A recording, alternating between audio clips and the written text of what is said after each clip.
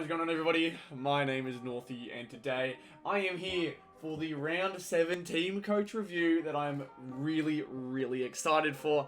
As I have mentioned to you guys last week, our chance to make history on this channel, to go back to back. Here we are. We've got a chance to do something I really didn't think I'd be able to do. Pretty exciting stuff here. Takes a lot of, learning, takes a lot of targeting certain teams, targeting certain players, making sure that you're getting the right ones in there for the week. And this week, we're doing it for the third time in a row to try and be successful. I do know the result. However, I want to keep the suspense for you guys who do not know. We checked the Teamcoach site and we see, bang, 3 weeks in a row, we've done it. Prize winner for the third straight week. I don't know how we've done it. This has been unreal. I cannot believe how good it's gone for us.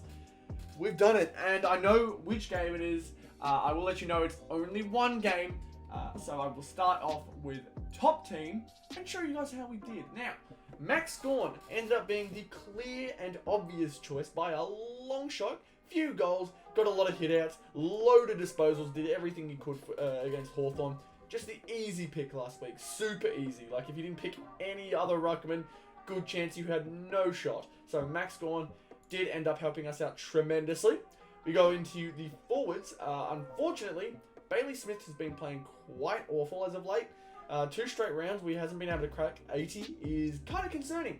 But a load of players here that we can look at. Like Harry Mackay probably would have been a better choice for me. I did think about putting him in there as he was up against North Melbourne, and North don't have any good backmen in there at the moment, so it would have been a bit tough. Paddy Cripps, I'm pretty happy with the choice. Pretty close to the top. Not the best, but still half decent. Pretty obvious choice for I think a lot of people. But then we go over to the back line. Jack Crisp getting second place behind a Tom Stewart first place of 152. I watched the game happen. It was nuts. It was so crazy to see it happen.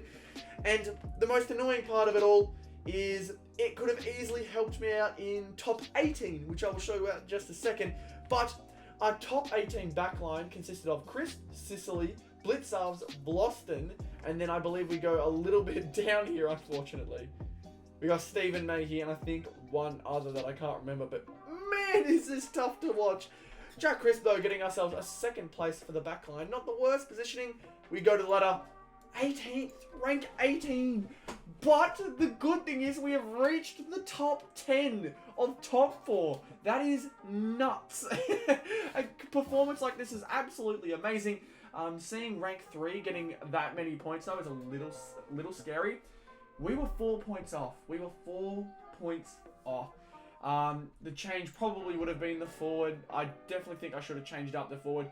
However, if I changed it to Bontempelli, it wouldn't have worked. It literally had to be Toby Green or above. And realistically, if we had picked Mackay, that would have put us over the top. And that's the most annoying part, is we tried to stick to our guns. And I tried to tell myself that Bailey Smith was the good choice. And we unfortunately are paid for it. And to be fair, it probably was a choice that a lot of people had made.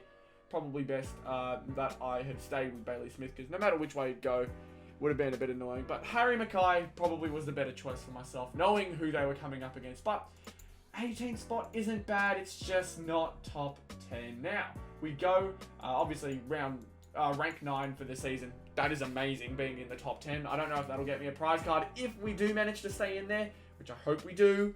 If we manage to stay in there, that'll be amazing, but we have to keep these awesome weeks up, and it'll all come down to how the teams do.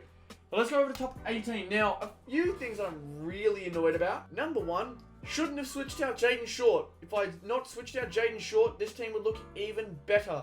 Stephen May with 79 points. It wasn't a horrible game, but it's definitely not one that I want to repeat. And Jack Sinclair letting me down there with 64. However, apart from that, really good performance. 2 changes I would have made. Sinclair out for Stewart and May out for Short. Like, I had Short in originally, and he ended up being better by about 25 points. So I hope that didn't come back to bite me. But Tom Stewart, if you had Tom Stewart, there's a good chance you are very high up there. But we go over to the midfield here. Few changes that were good. Dunkley coming in was definitely a good choice over McRae, as Dunkley got himself 112. He is just, for some reason, he's still doing really, really well. And I did not expect this from him. Maybe it's his marks and tackles that get him over the line. I'm not 100% sure, but having Lockie Nealon did me well. Took Miller, I did mention it a lot last year. Took Miller is that player that will every now and then just absolutely kill it for you. But Jack Steele in there, got him 99 points. He was my original choice. Putting Petty Cripps over the top of him was definitely better, getting ourselves that extra 9 points. But Jack Steele did put up a half-decent performance. And then Brayshaw down there, unfortunately, was the low ball here. He only had the 80 points. Obviously, it could have been worse, but definitely could have been better. We'll see what happens, though. Maybe it was just a tough game for a youngster up against a Geelong side that was really, really confident coming in. However, Fremantle taking the win over them is super exciting to see. We go over to the forward line. Now, this is probably where a lot of it went bad. These two had okay games. 79, I think 82 it was.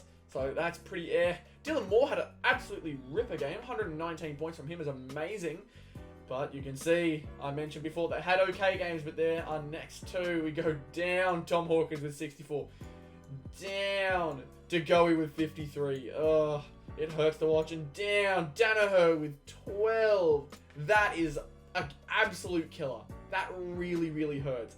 If that's the reason we lost, that's going to kill me. We checked the ladder. Rank 29. And who would have been better is the real question here today. Rank 16 now for the top 18 side of things. Again, it's not top 10, but we're in there. We're in there. We've given ourselves a good chance this season. We can see here, 18 is only 28 points behind. So it is a tight competition here. However, I'm hoping that we can stay ahead for as long as possible. Rank 29 isn't the worst rank, but there's so many areas we could have done better. Danaher being a forward should have been changed up. Again, that Mackay should have been Mackay in there. We will be making these changes next week to make sure that we get on top of it, but some things really need to change here.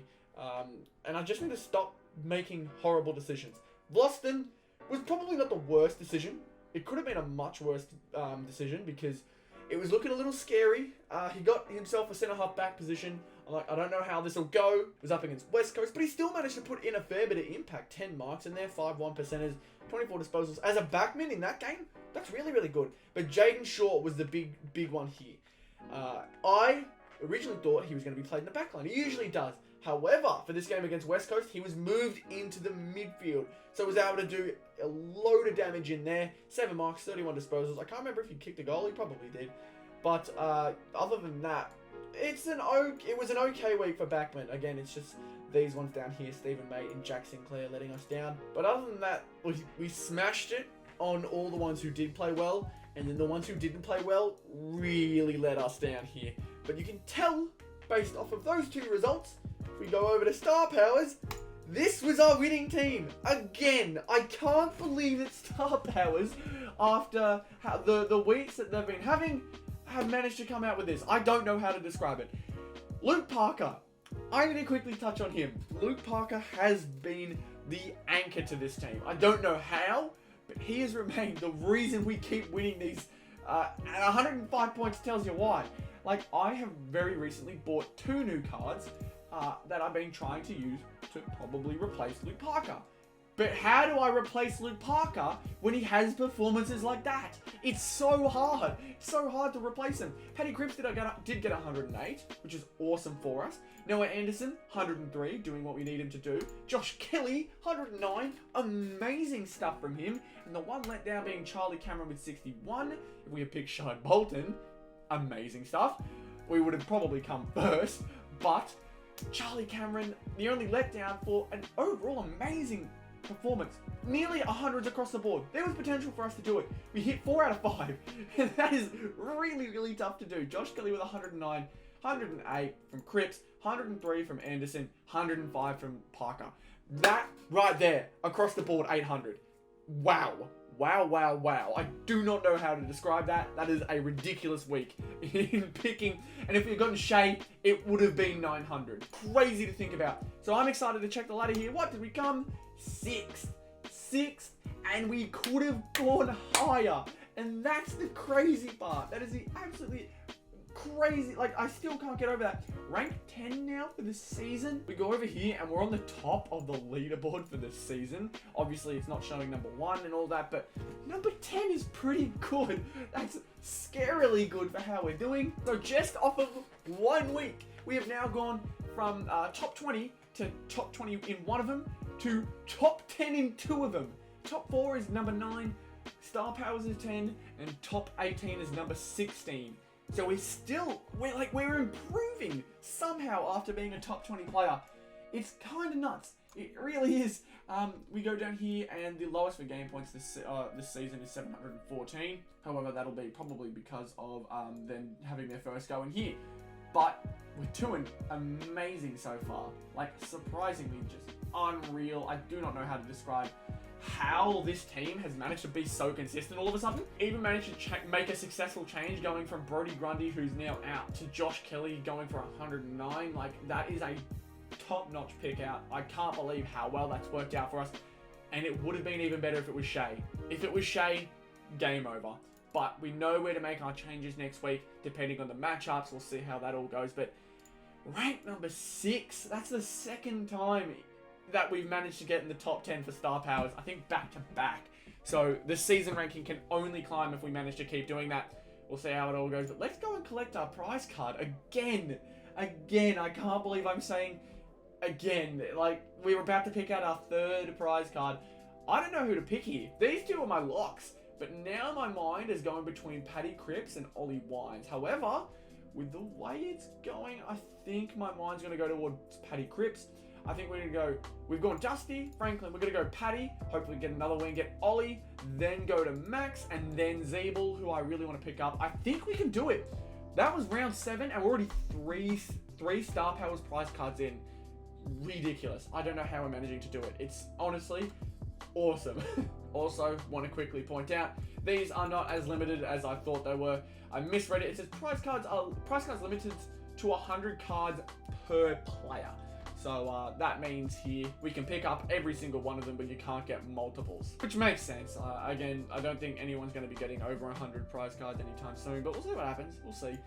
Nonetheless, we are going to pick up Paddy Cripps and call it another successful week. We managed to somehow do it. Back to back to back is a success, is a reality. And there it is. The prize card is on its way. Paddy Cripps is now in our collection, which is crazy to say that we've now gone back to back to back. We've gone Stevenson, then we went to, I believe it was Buddy, and then Paddy.